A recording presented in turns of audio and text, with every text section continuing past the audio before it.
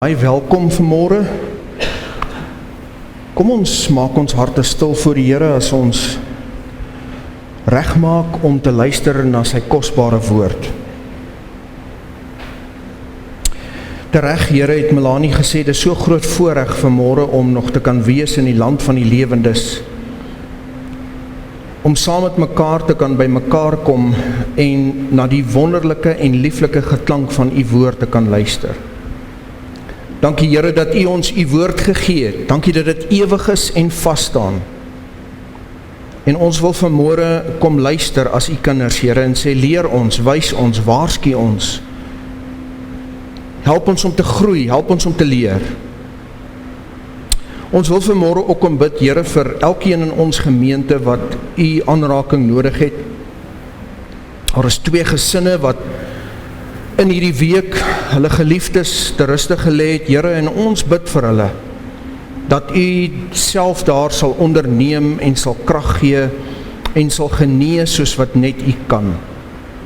Here, ons dink steeds aan klein Dawie daar in die Kaap en alles wat rondom sy kanker gebeur, en ons bid, Here, dat u werklik daar sal onderneem en dat u ook vir hulle familie en gesin sal krag en genade gee, en ook ander behoeftes wat ons miskien nie eens van bewus is nie. Bid ons vanmôre, Here, dat u self sal voorsien, en ons dankie dat ons dit kan vra in Jesus se naam.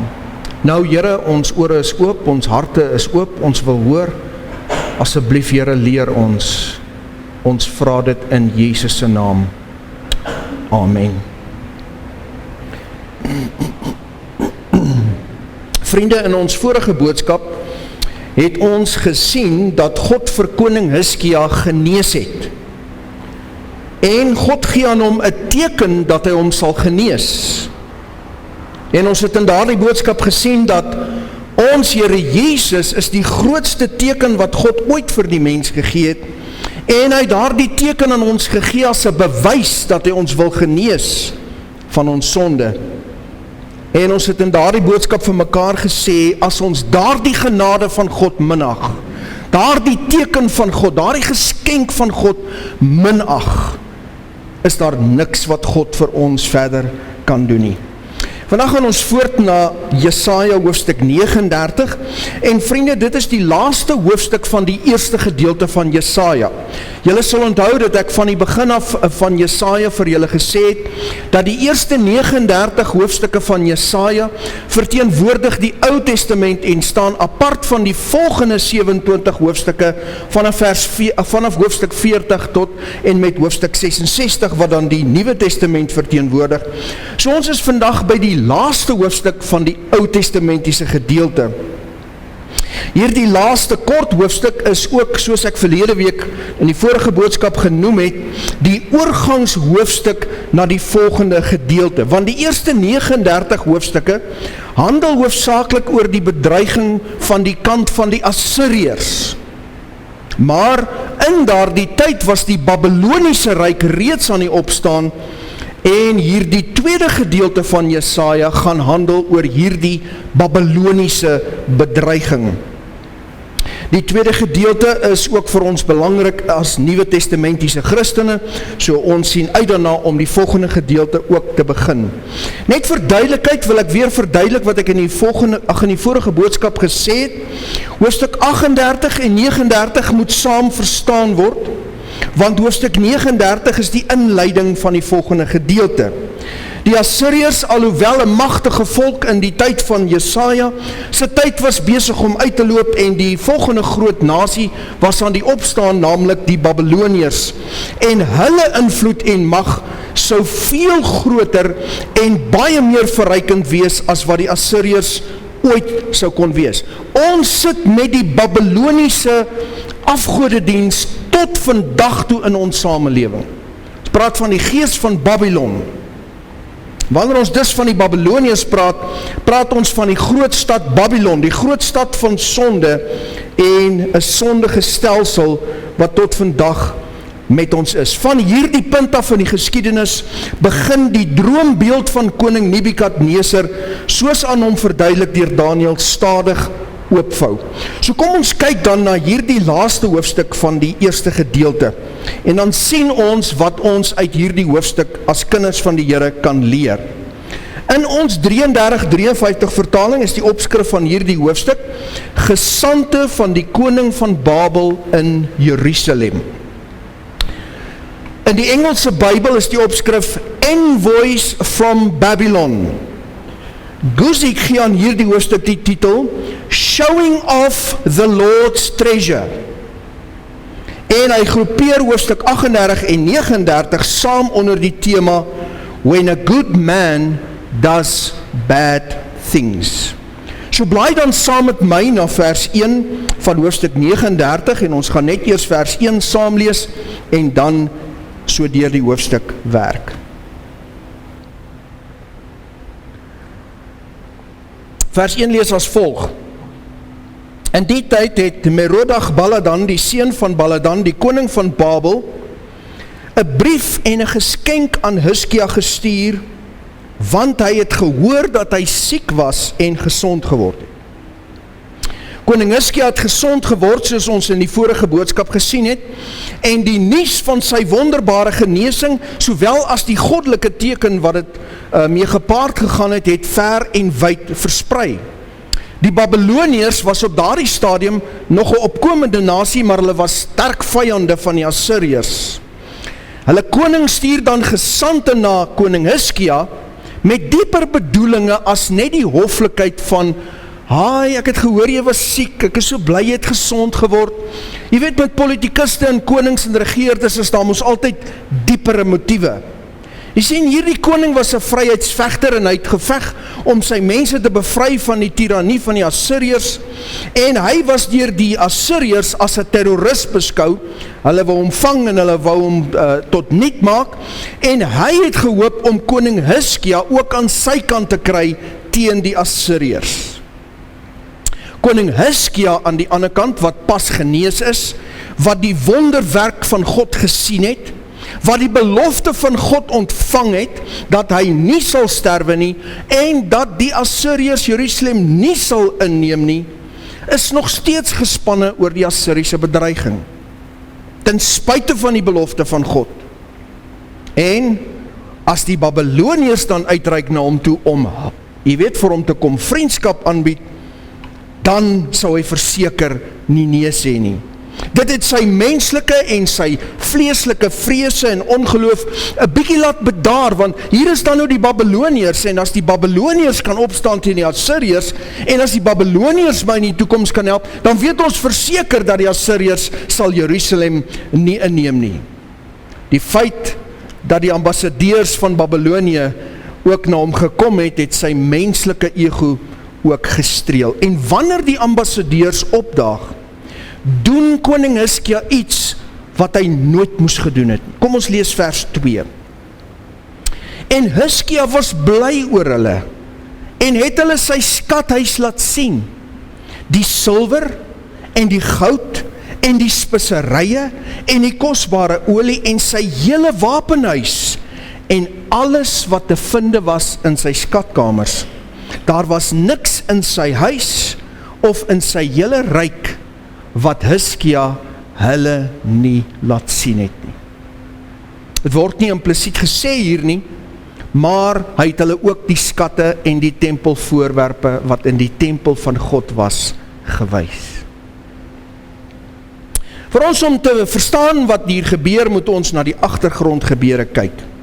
Hizkia het na sy wondergenesing begin om hoogmoed in sy hart toe te laat, soos so baie mense doen.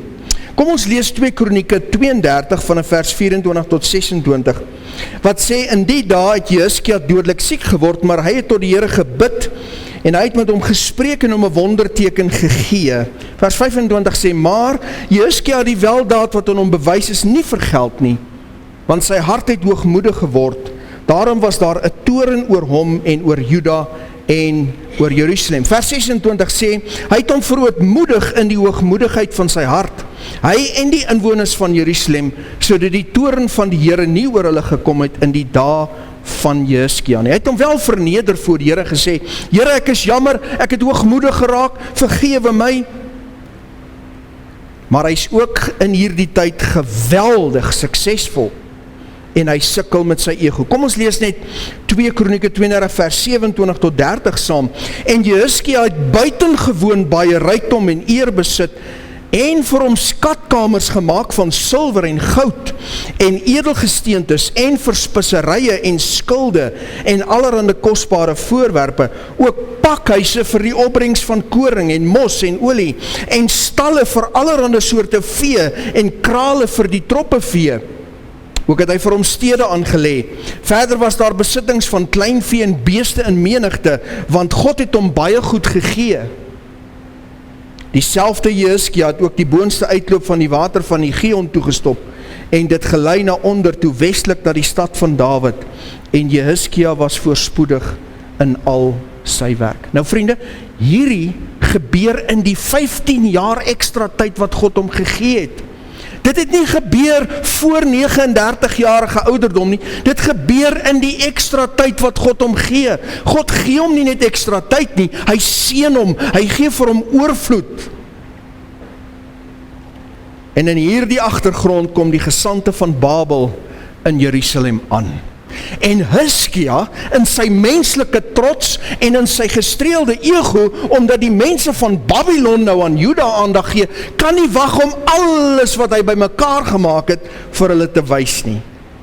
Dit was nie Hizkia wat so suksesvol was nie, dit was die genade van God. Maar hy kon nie wag om te spog en vir die Babyloniërs te wys alles wat hy vermag het nie. Hy soek hulle guns en hy soek hulle goedkeuring. En vriende, die Babyloniërs was tereg beïndruk, hulle was beïndruk. En nou skuif koning Hizkia nog nader na hulle toe, en hy begin hulle selfs baie meer vertrou. In die Engels sal hulle sê, he snuggles up with them. Hulle is nou skielik, soos die tieners sê, BFFs, best friends forever.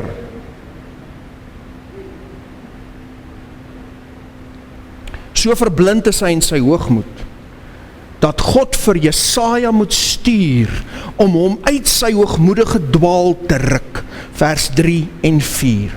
Toe kom die profeet Jesaja na koning Hizkia en sê vir hom, wat het hierdie manne gesê, en waarvandaan het hulle na u gekom? En Hizkia antwoord, uit 'n ver land het hulle na my gekom, uit Babel. En Jesaja sê vir hom, wat het hulle in u huis gesien? En Hizkia antwoord, hulle het alles gesien wat in my huis is. Daar is niks in my skatkamers wat ek hulle nie laat sien het nie. David Guzik skryf, as the coming rebuke from Isaiah will demonstrate, this was nothing but proud foolishness on Hezekiah's part. He is in a dangerous place of wanting to please and impress men, especially ungodly men. Hizkia voel gevlei, Hizkia voel belangrik en groot, Hizkia voel magtig en vernaam, en dan kom vers 5 tot 7. Toe sê Jesaja vir Hizkia, hoor die woord van die Here van die leerskare. Nou die oomblik as 'n profeet die woorde gebruik het, die Here van die leerskare, it was the Lord of the hosts, dit was die Here van die weermag van die hemel, dis wanneer God uittrek om oorlog te voer, dis nie 'n goeie profesie nie. Vers 6, kyk daar kom daar, sê die Here vir Hizkia, dat alles wat in jou huis is, en wat jou vaders opgehoop het tot vandag toe, na Babel weggevoer sal word, daar sal niks oorbly nie, sê die Here. Hierdie nuwe vriende van jou, hulle gaan alles vat.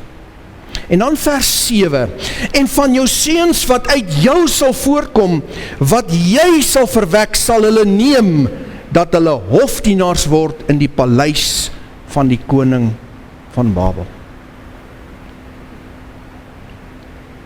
Die laaste vers van hierdie hoofstuk wys vir ons hoe uitvoeling koning Hizkia geword het. Uitvoeling met die omstandighede, uitvoeling met die ernstige aard van sy sonde, uitvoeling met die gevolge van wat hier aan die gebeur was en aan die ontvou was, want in vers 8 sê Hizkia vir Jesaja, die woord van die Here wat hy gespreek het is goed. Ook sê hy, daar sal tog vrede en bestendigheid wees in my dae. Dis goed, terwyl, ten minste gaan dit nie in my dae gebeur, my seuns en my kleinseuns sal daarmee moet deel. Ongelooflik. Ongeveer 100 jaar later is koning Nebukadneser die koning van Babylon en hy neem Jerusalem in en hy vat die room van Jerusalem weg na Babel. Die room van die mense, al die skatte en 'n groot gedeelte van die tempelvoorwerpe wat in die huis van die Here was. Alles van waarde. Ook Daniël, wat die koninklike nageslag van koning Hiskia was, word weggevoer saam met sy 3 vriende. Ons lees in Daniël hoofstuk 1 vers 1, en in die 3de jaar van die regering van Jojakim, die koning van Juda, het Nebukadneser, die koning van Babel, na Jerusalem gekom en dit beleer, en die Here het Jojakim, die koning van Juda, in sy hand gegee, met 'n gedeelte van die voorwerpe van die huis van God, en hy het hulle na die land Siniar gebring, in die huis van sy God, en die voorwerpe het hy in die skathuis van sy God gebring. Daarop het die koning aan Aspenas, die owerste van sy hofdienaars, bevel gegee om uit die kinders van Israel, uit die koninklike geslag sowel as uit die edeles te bring, jong seuns aan wie geen enkele liggaamsgebrek was nie, maar mooi van aansien en vernuftig in allerhande wysheid en in besit van kennis en insig in wetenskap, en wat bekwaam was om in die paleis van die koning te dien en om hulle die skrif en die taal van die Galdeërs te leer. Jesaja het dit gesê, 100 jaar van tevore, jou seuns, wat uit jou voortkom, sal weggevoer word, om hofdienaars te word, in die paleis van die koning van Babylon.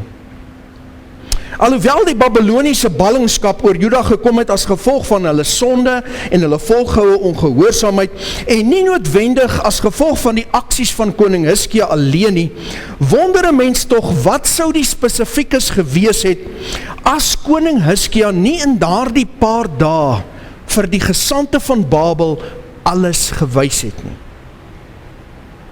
As hy nie die glorie van God goedkoop gemaak het voor mense nie. Wat hy moes gedoen het, is hy moes hulle bedank het vir die briewe en die geskenke, hy moes hulle 'n lekker ete gegee het, hy moes teruggeskryf het met 'n geskenk of 2, en hy moes hulle huis toe gestuur het. 'n Mens wil jouself die vraag afvra, waarom het hy die guns van mense gesoek, as hy die guns van God gehad het? Waarom het hy die hulp van mense begeer, as hy die beloftes van God gehad het? Waarom het hy na hulle goedkeuring gesoek, as hy die goedkeuring van God gehad het? Dit is totaal onbegryplik. Maar vriende, voordat ons koning Hiskia te vinnig kort vat vanmôre, weet jy dat die kinders van die Here in die moderne weste dieselfde doen? Dit is een van die groot gevare vir kinders van God in die moderne weste, en ek wil dit duidelik stel hier, dat ek verwys na die kinders van die Here, die bloedgewaste kinders van die Here in die moderne weste. Die suksesvolle weste, die godsdienstige vrye weste. Dis nie van toepassing op die kinders van die Here in die vervolgde wêreld nie. Hulle het nie hierdie probleem nie. Hulle het hulle rug eens en vir altyd op die wêreld gedraai. Hulle sit in tronke vir die evangelie. Hulle is lief vir die Here Jesus. Hulle wil niks met hierdie wêreld te doen hê nie. Hulle het lankal deur die skyn van hierdie wêreld gesien, en hulle weet dat hierdie wêreld het niks van waarde om te bied nie. Hulle weet wie hulle in die Here Jesus is, en hulle klou vas daaraan.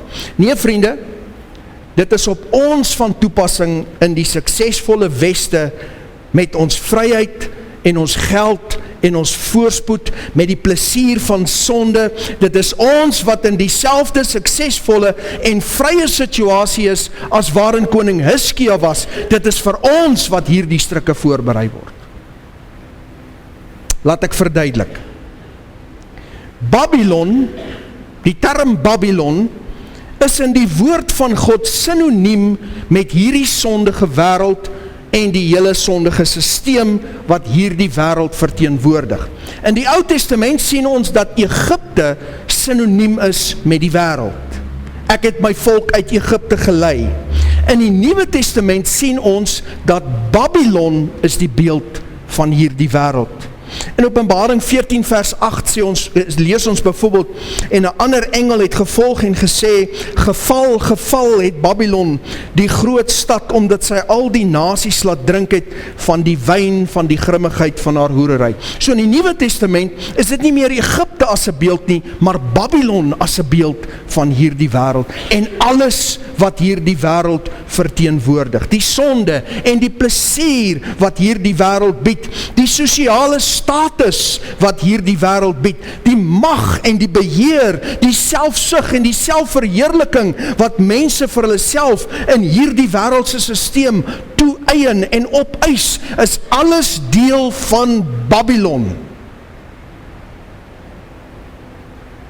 In hierdie laaste dae waarin ek en jy ons bevind, sien ons dat Babylon het ook nou vir ons begin gee die multigodsdienstige kultuur. Daar's baie paaie na God toe. Dis deel van Babylon.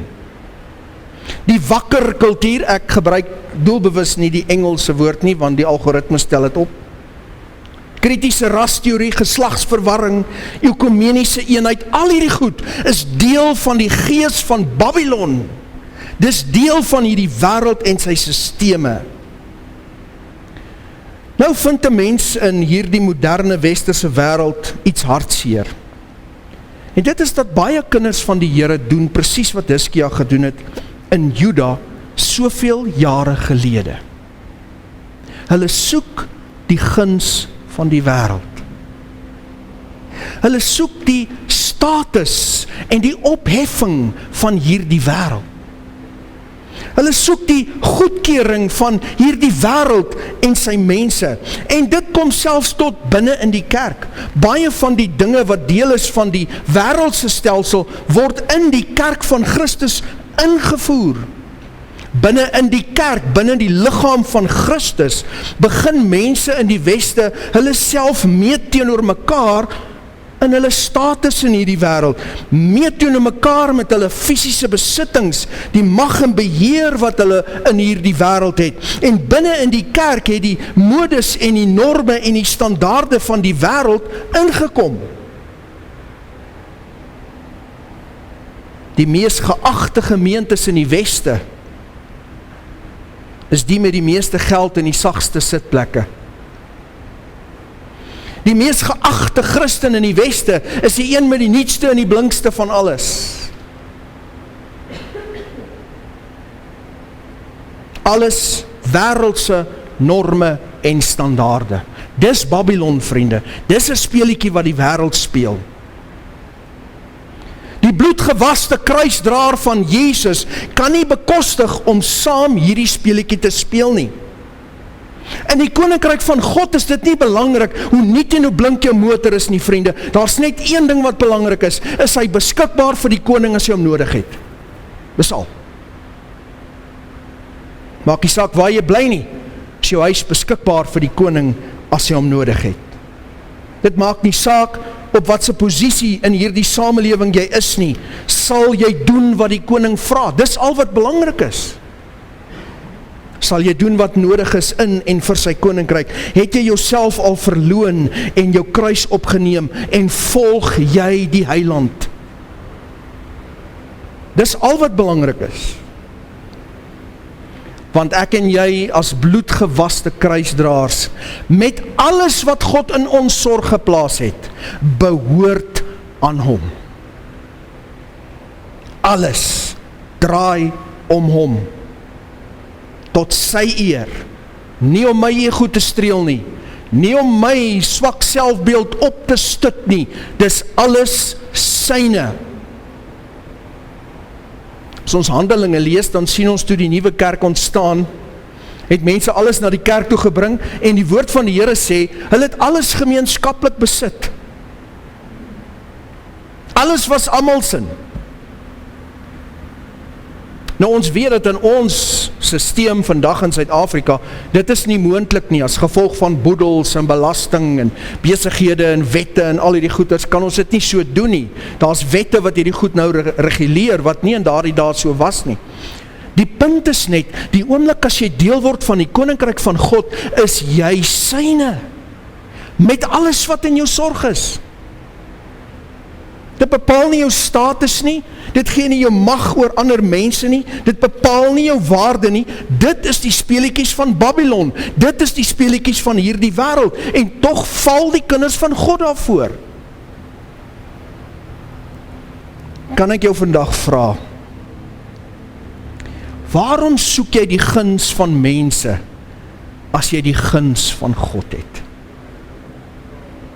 Waarom soek jy die aanvaarding van mense, as jy die beloftes van God het?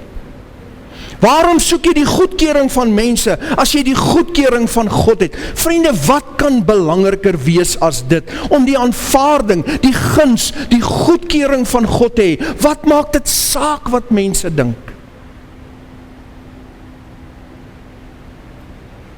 Dis onbegryplik vir my dat mense wat bloedgewas is en kruisdraers is, nog na die guns van die mense van hierdie wêreld soek. Die eer van hierdie wêreld soek. Die goedkeuring van hierdie wêreld soek. David Guzik skryf, in this place of wanting to please men, King Hezekiah is no longer a true servant of God. Paul writes in Galatians 1 verses 10, for if I still pleased men, I would not be a bondservant of God. In die Afrikaans sê, as ek nog die eer van mense soek, kan ek nie 'n diensknegt van God wees nie. When we live to please men, we cannot at the same time live to please and serve God. When we live to please men, we are really living to please ourselves, because what we value from men is the praise and the honor and the recognition they may give us. Dan sê hy, it is a glorious thing to serve men, but not to live to please them. Het is 'n wonderlike ding as jy 'n diensknegt van mense word, maar as jy mense se guns soek,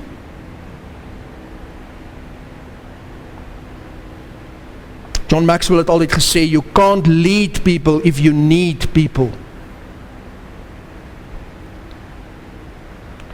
En dan haal hy vir Koggelbrugge aan wat geskryf het, just as Samson revealed his strength, so Hezekiah revealed God's glory to the devils, as though they were their companions. En dan haal hy vir Mouteir aan wat sê, what should Hezekiah have said to the envoys? The answer is plain, thank you for coming, thank your king for his gift and his invitation, but the fact is that I have a divine promise to lean on.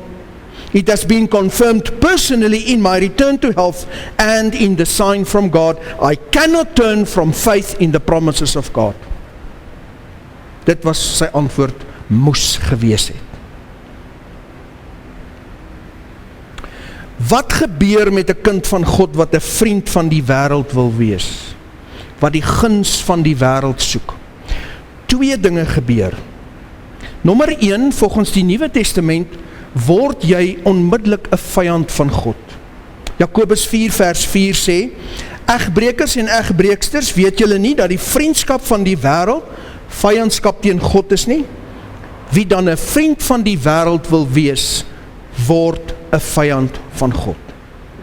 En kan 'n mens ook in Johannes 3 byvoeg, moenie die wêreld lief hê en die dinge wat in die wêreld is nie. Die opskrif van hierdie gedeelte in Jakobus 4 is warning against worldliness. Waarskuwing teen wêreldsgesindheid. Die eerste ding wat gebeur is, jy word 'n vyand van God.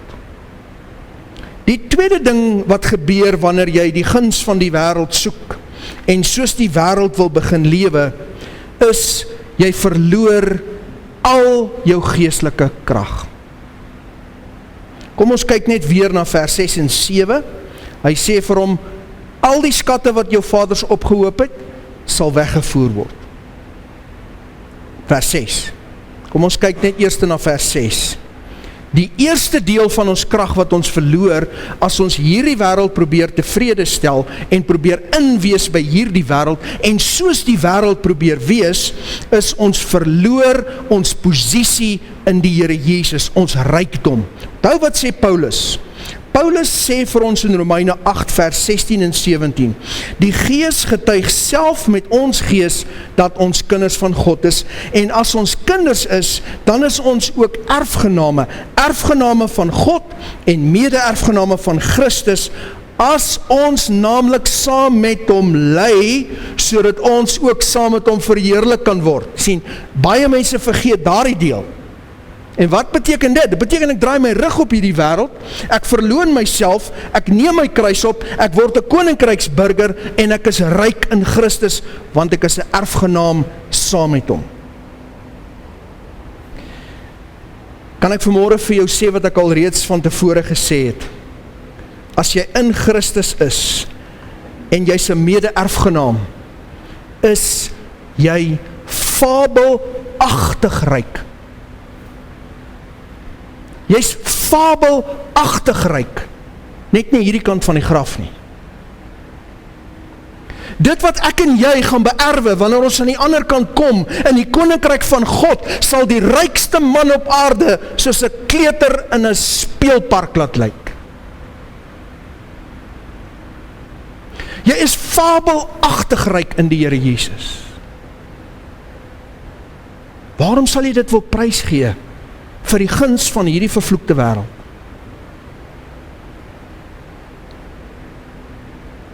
Maar wanneer ons wêrelds word, verloor ons dit. Nie dadelik nie, maar oor tyd. Die tweede deel van ons krag wat ons verloor, is ons geestelike krag.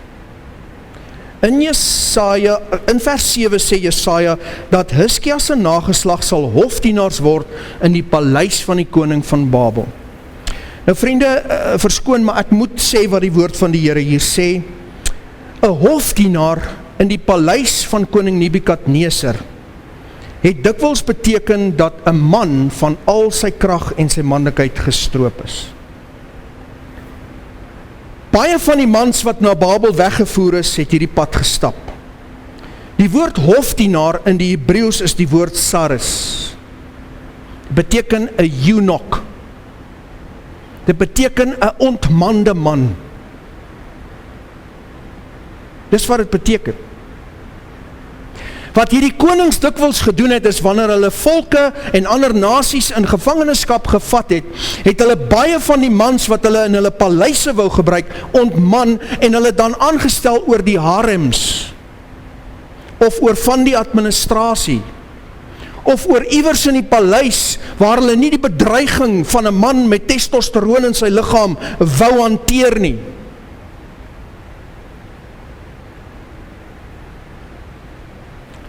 Ons lees in Ester 2 vers 2 en 3. Toe sê die jongmanne van die koning wat hom dien, dis nou nadat koningin Vasti vir Ahasveros kwaad gemaak het en hy al weggejaag het, en nou het hy nie 'n koningin nie. Hulle sê vir koning Ahasveros, laat hulle vir die koning jong meisie soek wat mooi van aansien is, en laat die koning beamptes aanstel in al die provinsies van sy koninkryk, dat hulle die jong meisies wat mooi van aansien is, by mekaar laat kom in die vesting Susan, in die vrouehuis onder die toesig van Hegai, die hofdienaar van die koning. Lees dit in die Engels, the eunuch of the king. Die bewaker van die vroue. En laat hulle skoonheidsmiddele aan hulle gee. Selfs daardie hofdienaar wat vir Daniël hulle versorg het, was 'n saris.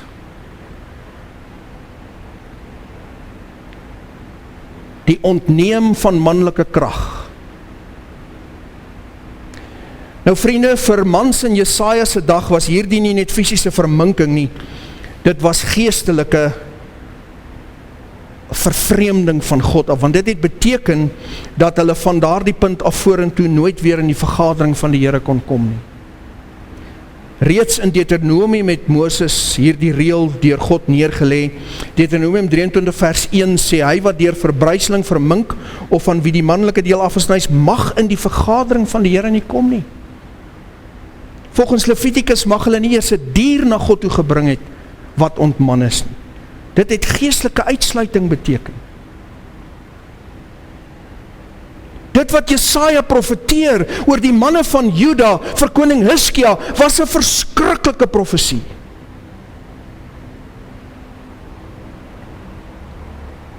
Kan ek jou vandag waarsku as 'n man wat na hierdie boodskap luister? Hierdie wêreld sal jou stroop van al jou krag.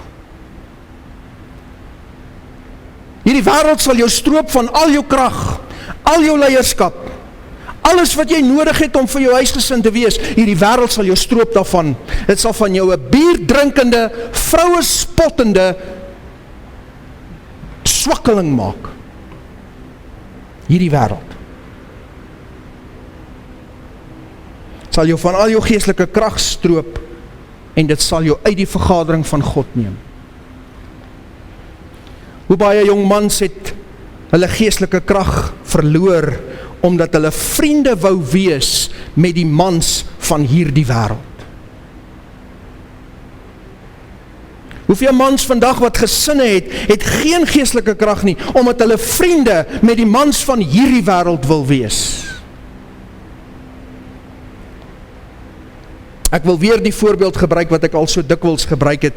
Ek ken geen sosiale drinker wat enige impak in die koninkryk van God maak nie. Hoekom nie? Want drank is van hierdie wêreld, dis 'n instrument in die hand van die Satan, en as jy daarmee vriende wil wees, verloor jy krag. Jy verloor jou getuienis. Niemand neem jou ernstig op nie.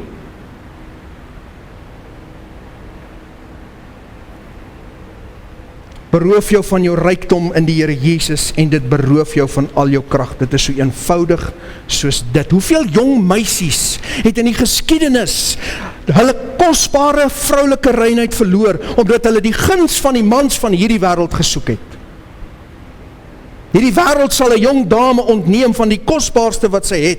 Dit sal haar beroof van haar rykdom in die Here Jesus en sal haar stroop van geestelike krag. En dis presies die Satan se plan, want hy haat die mense wat ryk is in Christus. Hy haat die wat in die krag van God beweeg. En daarom kom hy veral in ons westelike wêreld met hierdie Babyloniese geskenke en hierdie briefies en hierdie uitnodigings.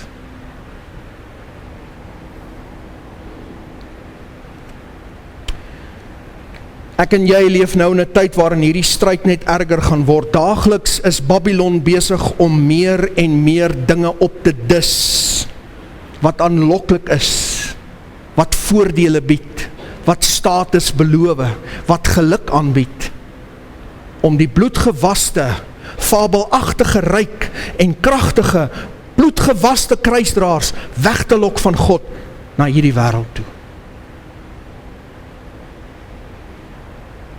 Ook die aanvaarding van 'n multigodsdienstige weg na God is deel van Babylon se strategie. Die groot doelwit is om die evangelie te stroop van sy krag. En ek en jy sal toenemend moet kies. Die tema van vanmôre se boodskap, en ekskuus ek het vergeet om dit aan die begin te sê, is God of Babylon. God of Babylon. En dis die keuse, dieselfde keuse waarvoor koning Hiskia gestaan het, soveel duisende jare gelede, is die keuse waarvoor ek en jy vanmôre staan. Elke dag, in alles wat gebeur, moet ons kies, God of Babylon, God of Babylon, die hele tyd. Want die wêreld is die hele tyd in ons gesig.